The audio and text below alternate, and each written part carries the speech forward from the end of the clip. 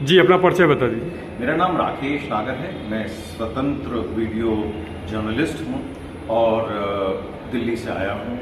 नागर जी, अगर बात किया जाए जो आज का वर्कशॉप है, तो ये वर्कशॉप यहाँ के जितने भी कैंडिडेट बैठे हुए उनके लिए कितना उपयोगी होगा? बहुत उपयोगी है। देखिए, स्वतंत्र भारत में बहुत किस्म के शिक्षा संस्थान खुले, लेकिन प्रोफेशनल फोटोग्राफर्स के लिए जितने संस्थान खुलने चाहिए थे वो नहीं खुले। इसलिए हमारा जो भी ये वर्ग है फोटोग्राफर वीडियोग्राफर का, ये लगभग 99% किसी भी इंस्टीट्यूट में नहीं गया। ये सेल्फ लर्न लोग हैं, अपने आप से सीखे हैं। इसका अच्छा भी है, बुरा भी है। अच्छा ये है कि इनमें बहुत ज़्यादा कौशल है करने का काम, लेकिन लिमिटेड काम कर पाते हैं। और ऐसे वर्कशॉप्स जो हम लोग अरेंज करते हैं, इनसे फ़ायदा ये होता है कि इनका ज्ञान बढ़ता है। ये आप समझ लीजिए स्किल एनहांसमेंट है एक किस्म का। जो स्किल इंडिया प्रोजेक्ट है गवर्नमेंट ऑफ इंडिया का, उसमें सिर्फ यही नहीं है कि जो कार्यकुशलता आप कारीगर काम कर रहे हैं फैक्ट्रियों में उनके लिए है, फोटोग्राफी भी एक स्किल है और इसका लगातार बढ़ते रहना चाहिए। संस्थान वाराणसी संस्थान जो फोटोग्राफी संस्थान है, समिति है, ये काम करने में सक्षम रही है और ये लगातार अब होता रहेगा। हम लगातार यहाँ आते रहेंगे और एक से एक विश्व स्तरीय लेवल की हम जो वर्कशॉप कर रहे हैं ये यहाँ पर बनारस में जारी रहेंगे। अगर बात किया जाए कि स्किल्स की, तो ऐसा नहीं लगता है कि बनारस के फोटोग्राफी में कुछ स्किल्स यहाँ लड़कों में कमी है क्योंकि यहाँ इंस्टीट्यूट नहीं है? बिल्कुल, मैं यही कह रहा हूँ, आपने बिल्कुल सही बात की। इंस्टीट्यूट्स बनारस में भी नहीं है और बनारस के बाहर भी नहीं है, तो यदि जाएगा कहाँ? पहली बात तो स्किल डेवलपमेंट होना चाहिए कि जब बच्चा कोई 18-19 साल का फोटोग्राफी में वो अपना इंटरेस्ट दिखाता है तब। लेकिन जो ऑलरेडी व्यवसाय में लोग हैं, 35 साल के 50 साल के लोग हैं और अच्छा काम कर रहे हैं, वो अपना स्किल डेवलपमेंट कैसे करेंगे? क्योंकि फोटोग्राफी इतनी तेज़ी से बदल रही है कि हम लोगों को भी जो मेंटर्स हैं हमको भी कीप अप करना बहुत मुश्किल हो जाता है। लेकिन इसको समझाएगा कौन? फिर उसके बाद स्पॉन्सर कौन करेगा? ये ऐसी जो कार्यशालाएं हैं इनमें खर्चे भी बहुत होते हैं। तो हम चाहेंगे कि लोग जुड़ें। जुड़ाव कैसे है? 2 तरीके से। जो प्रतिनिधि हैं वो भी आगे बढ़ें और ख़ासतौर से जो मेंबर्स हैं वो भी आगे बढ़ें और इस संस्थान को बड़ा करें। और मैं बहुत खुशी हुई कि बनारस जैसी जगह पर एक ऐसी हम लोग बहुत विश्व स्तरीय वर्कशॉप कर पाए और इसका इतने लोगों को लाभ हुआ। अच्छी बात ये है, जो फोटोग्राफर हमारी समिति है, विचार समिति है, इसने ये संभव कर पाया, ये हो पाया। और ये अभी पहला सेशन है। हम लगातार साल के करीब 2 से 3, अगली बार हम चाहेंगे कि ये संख्या दुगनी हो और हमें होती हुई नजर भी आ रही है। नगर जी, अगर बात किया जाए आज से 25 साल 30 साल पहले की, तो आज से 25 साल 30 साल पहले और आज में फोटोग्राफी और वीडियोग्राफी में कितना डिफरेंस है? देखिए, 25 साल पहले की जो फोटोग्राफी थी उसके जितने भी मूलभूत प्रिंसिपल्स थे, जितने भी तरह से हम सीखते वो सारी चीज़ें अब बोलते ख़त्म हो चुकी हैं। बेसिक ज़रूर एक दो चीज़ें आपस में मिलती हैं, लेकिन उस टाइम पर कंप्यूटर नहीं था, कंप्यूटर से काम करने की सुविधा नहीं थी, एल्बम्स इस किस्म की नहीं बनती थी, प्रिंटिंग इस किस्म की नहीं होती थी, फोटोग्राफर सिर्फ फोटो खींचता नहीं था, वो खुद छापता भी था। इस पे एक बार आपको रोकेंगे तो स्किल्स की अगर बात किया जाए तो आज से 25 साल 30 साल पहले स्किल्स बेटर था या आज, क्योंकि आज मॉडर्न कैमरा आ गया है, पहले मॉडर्न कैमरा था नहीं। जी, पहले स्किल बहुत अच्छा था, बहुत कम तस्वीरों में फोटोग्राफर अच्छी तस्वीर खींच पाता था। डिजिटल के अच्छाई है, इससे बहुत ज़्यादा लोग आए हैं, लेकिन एक सीक्वेंशियल ऑर्डर में एक क्रमबद्ध तरीके से हमने चीज़ें नहीं सीखी। इंस्टीट्यूट नहीं है, सिखाने वाले बहुत कम लोग हैं, तो पहले कुछ सीक्वेंशियल हम लोग सीखते थे, किसी गुरु के पास गए, उसने तरीके से हमें सिखाया। इससे दो तीन चीज़ों का फ़ायदा तो हुआ है कि लोग फोटोग्राफी बहुत ज़्यादा प्रचार हुआ है, लेकिन नुकसान ये हुआ है कि हम सीक्वेंशियल और एक क्रमबद्ध तरीके से चीज़ों को नहीं सीखा, इसलिए स्किल्स की कमी है, इसलिए वर्कशॉप्स की ज़रूरत है, इसलिए ऐसी एसोसिएशंस की ज़रूरत है जो लोगों को एक छत के नीचे इकट्ठा कर सके। सर, केंद्र सरकार और राज्य सरकार को हमारे चैनल के माध्यम से कुछ संदेश देना चाहेंगे या कुछ कहना चाहेंगे? मैं ज़रूर कहना चाहूँगा, देखिए, स्किल इंडिया को समझें। स्किल इंडिया सिर्फ ये नहीं है जो लोग फैक्ट्रियों में काम कर रहे हैं उनका स्किल है, कोई पेचकस या कोई ऐसी चीज़ नट बोल्ट टाइट करने वाली नहीं है। फोटोग्राफी भी एक स्किल है और राज्य सरकारों को डेफिनेटली आगे बढ़कर, आगे आकर हम लोगों के एसोसिएशन के साथ जुड़ना चाहिए। हम लोगों को किसी तरीके से संरक्षण दें, जगहें दें, हमें बार बार बुलाएं और हम वहाँ जाने को तैयार हैं और वहाँ के कहीं के भी लोगों को ट्रेन करने के लिए तैयार है फोटोग्राफी और वीडियोग्राफी के लिए। Thank you. परिचय बता दीजिए। मेरा नाम रजनीश श्रीवास्तव है, फोटोग्राफर विचार समिति का सचिव हूँ। रंजीत जी, आज का जो वर्कशॉप रखा गया है, ये जितने भी यहाँ कैंडिडेट हैं उनके लिए कितना उपयोगी होगा?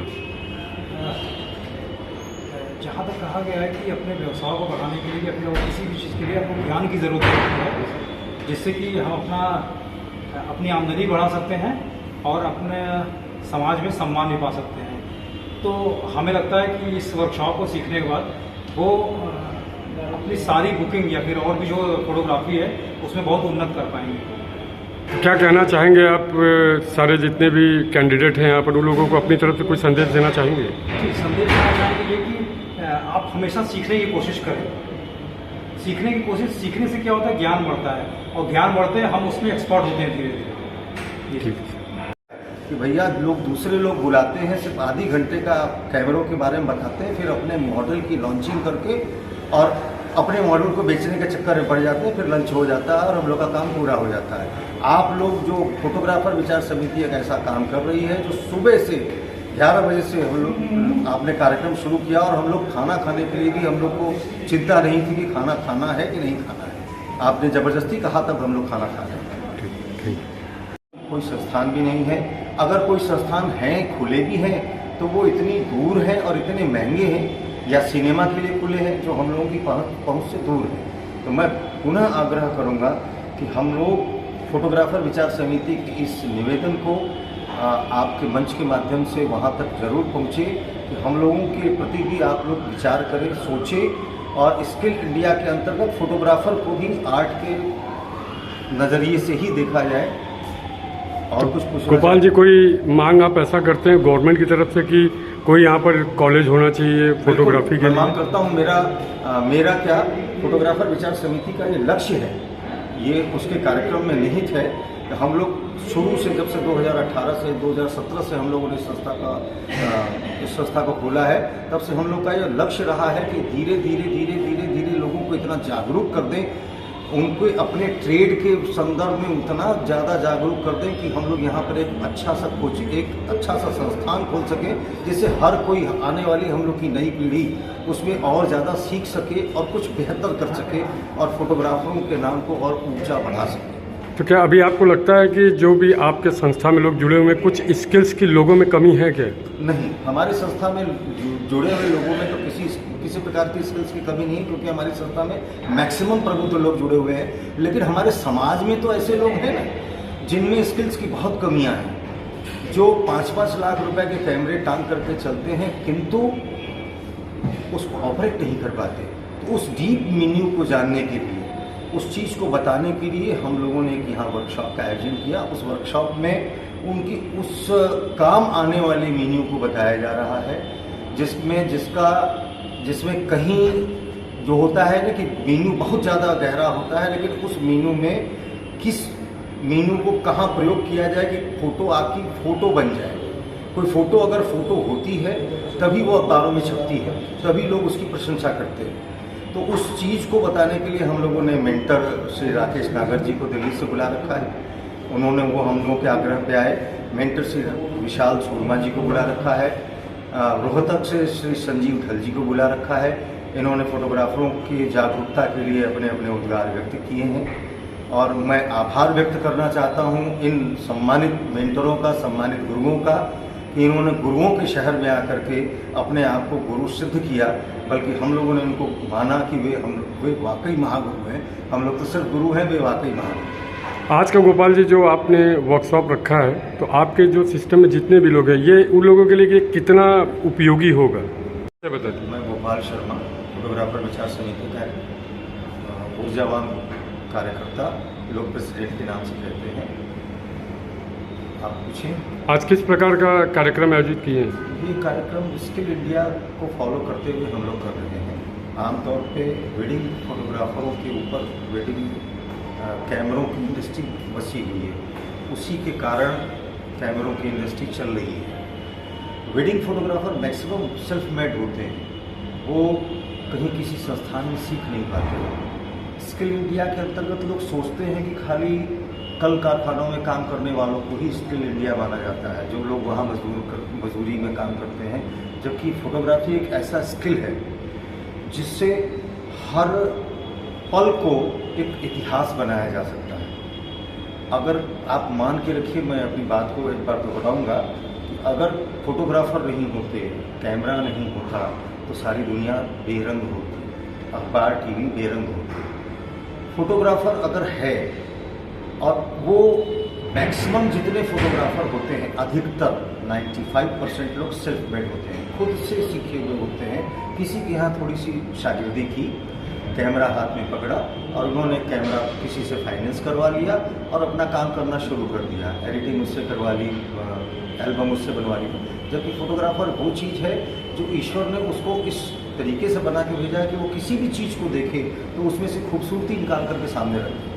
तो फोटोग्राफी को एक स्किल इंडिया में जोड़ने के लिए मैं प्रधानमंत्री जी से आग्रह करूंगा, निवेदन करता हूं, आपके मंच के माध्यम से उनसे प्रार्थना करता हूं कि फोटोग्राफरों को उपेक्षित न रखा जाए, क्योंकि फोटोग्राफर है तभी हर चीज़ चल रही है, हर जगह रंग ही रंग दिख रहा है।